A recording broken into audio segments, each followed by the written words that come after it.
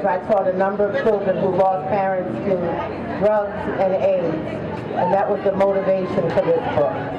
So the title is Me and My Grandma, A Story for Children About AIDS.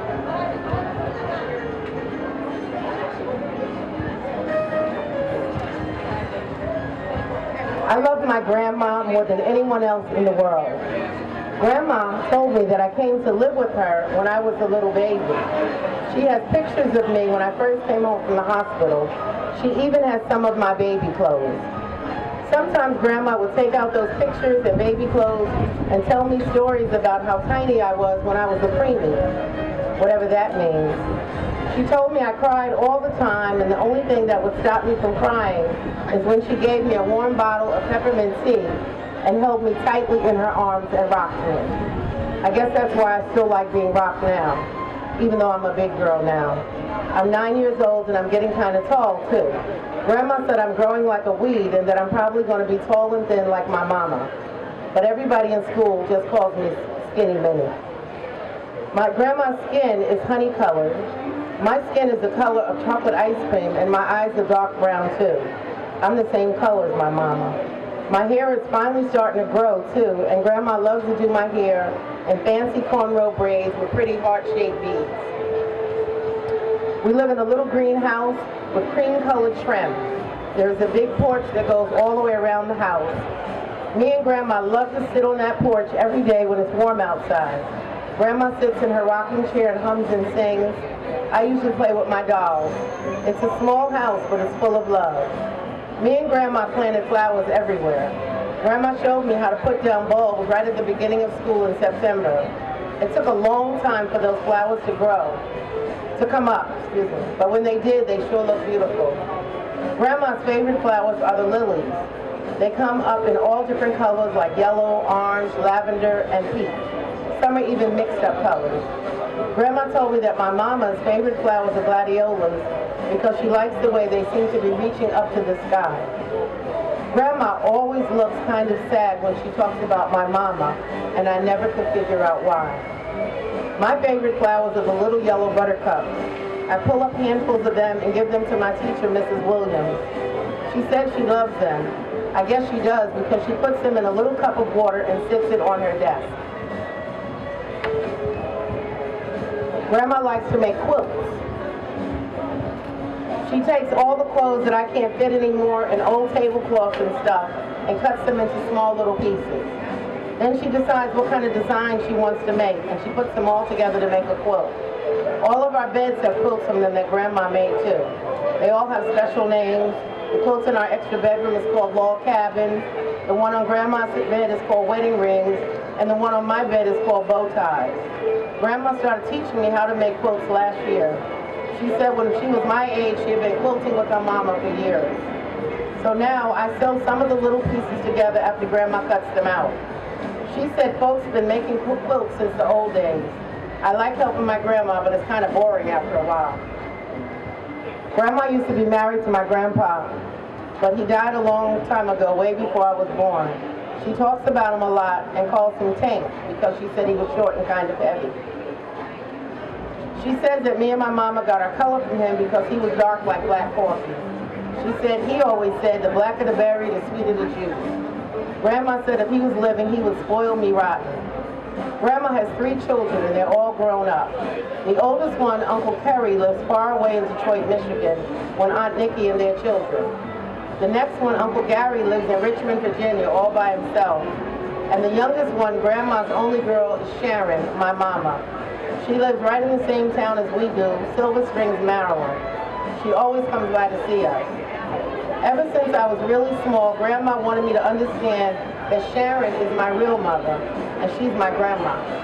I used to ask Grandma how come I didn't live with Sharon if she's my real mother, but Grandma would look at me with tears in her eyes and just say, Sharon has some problems and she's not able to take care of you right now. Sharon used to come see me after school, and some days after school and every Sunday. She would ask me if I was being a good girl and listening to my grandma. I would tell her yes. Then she would ask me if I was smart in school. I would show her my spelling tests and book reports, because I always got good grades on those. She would start smiling when she saw my marks of 100, or 90, 95 or 100. She told me she was proud of me and to keep it up. She would give me a big hug and kiss. I had fun with Sharon. We never went anywhere together like I did with Grandma, but we still had fun together. We would play Wii or card games like Pity Pat or 21. We would watch TV together, and sometimes Sharon would fall asleep.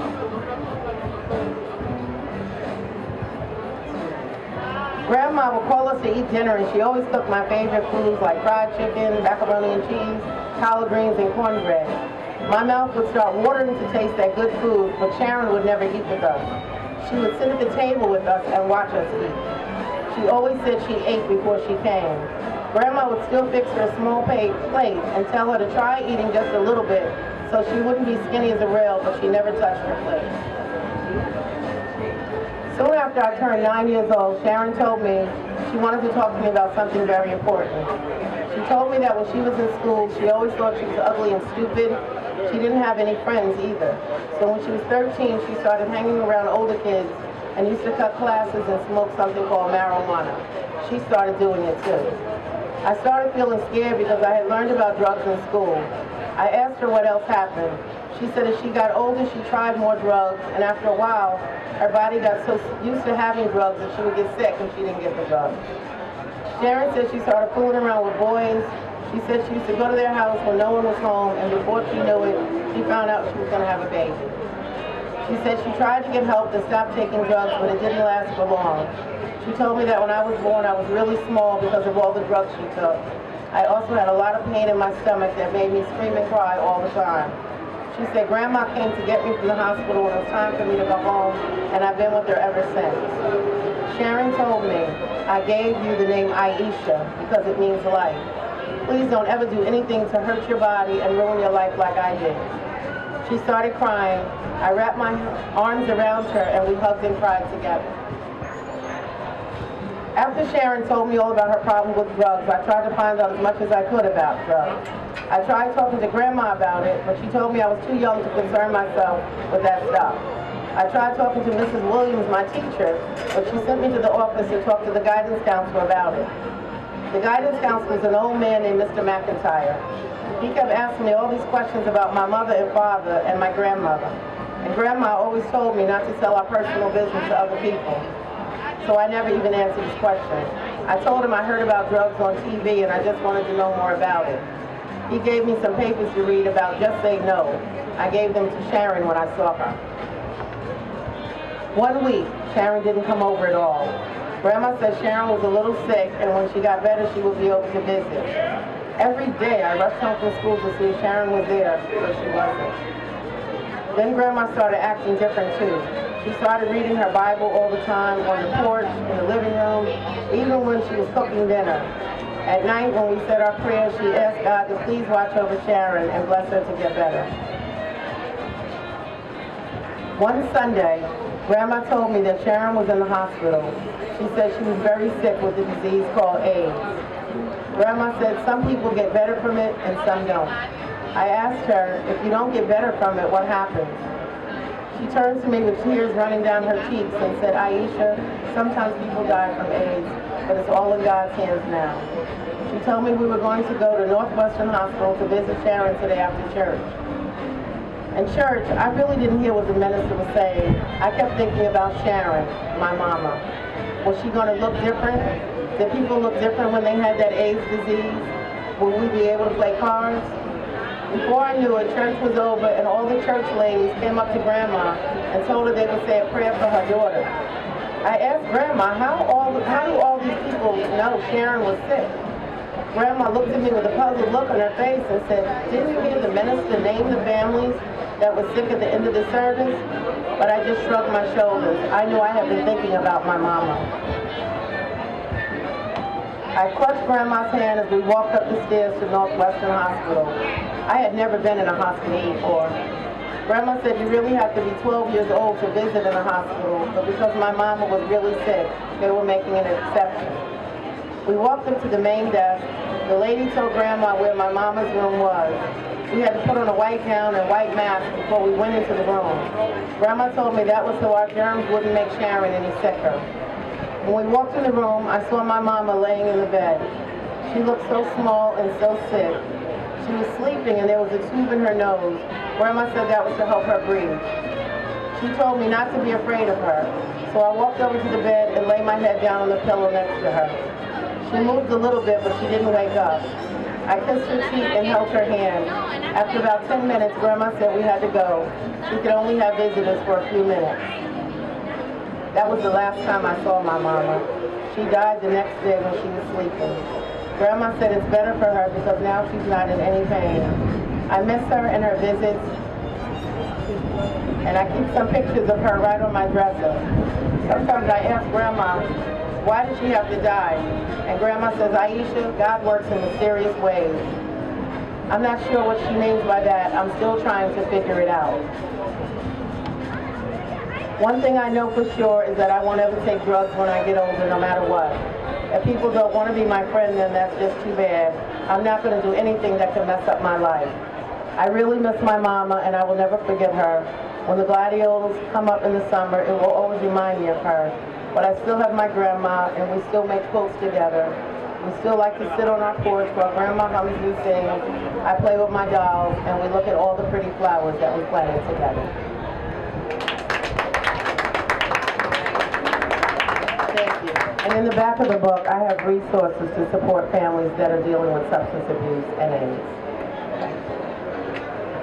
Helen, that was a powerful story, and I can see how people who were listening to it were really engaged by it.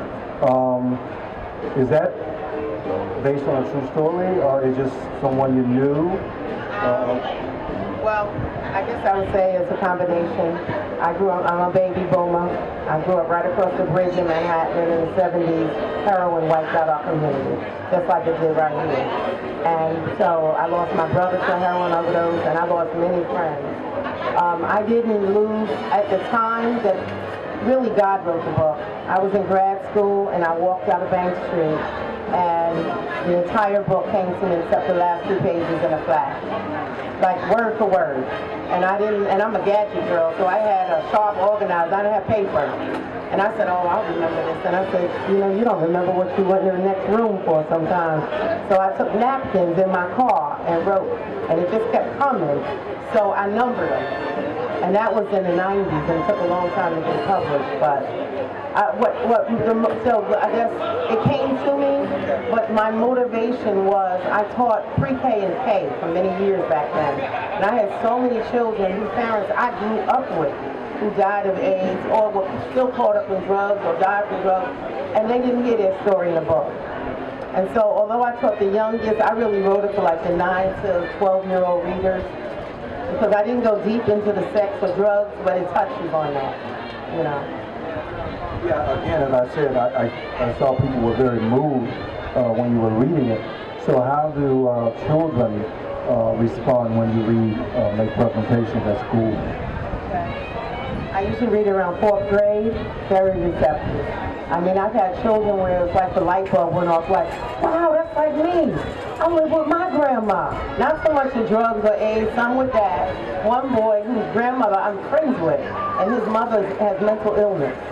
And he said, oh, and he doesn't live with his mother, he lives with his grandmother. And he knows his mother is schizophrenic. And he said, I like the fact that even though the mother has problems, she still had a relationship with her child. So I just feel it's honoring and validating children. Because even if you have if you're living in a dysfunctional home or a negative circumstance, we all have some of that in our families. And it's still, everybody needs to be validated. Everybody's story needs to stand and have merit. So what's next? Well, just publishing more. I just graduated. I got my doctorate last month. So, yeah, thank you. So, now I'm like, I guess we call it decompressing from that 5-year grind. But I do have a book that I'm trying to get out. One is Billy's birthday, and it's about a little boy turning 4. And he thinks the cake and ice cream is his birthday. So all through the day, when people are saying, happy birthday, he's like, well, where is my birthday? And I know from teaching 4-year-olds, they, if you say, oh, happy birthday, Wade, where's my mom? They think the cake and ice cream. But I'm also working on a series, a children's book series, a middle reader, and I think it's going to be called The Adventures of Maya and Zach. And it's going to be these two latchkey kids that are supposed to come home, and they wind up getting in every place they're not supposed to because they're curious. And eventually the parents, feeding into their inquisitiveness, decide to take them everywhere. So it will be The Adventures of Maya and Zach at the Grand Canyon, The Adventures of Maya and Zach at the Vietnam War, so that I would introduce children to geography and historical places in the U.S. with fun characters that they love. Okay, so it'll be more like a fantasy? No, I want it to be, well, I mean, it's fantasy, you know, the events are real. So they've been transposed into... No, the mother and father say, okay, you know, I'm tired of this girl and snuck into the museum. Oh, I got or they, you know, now we're taking a family trip to the Grand Canyon. Okay. So it is their family story of, Okay. you know, going to these different places in the U.S. Let's hear it for Dr. Helen Tinsley. Thank you, Helen. Thank you.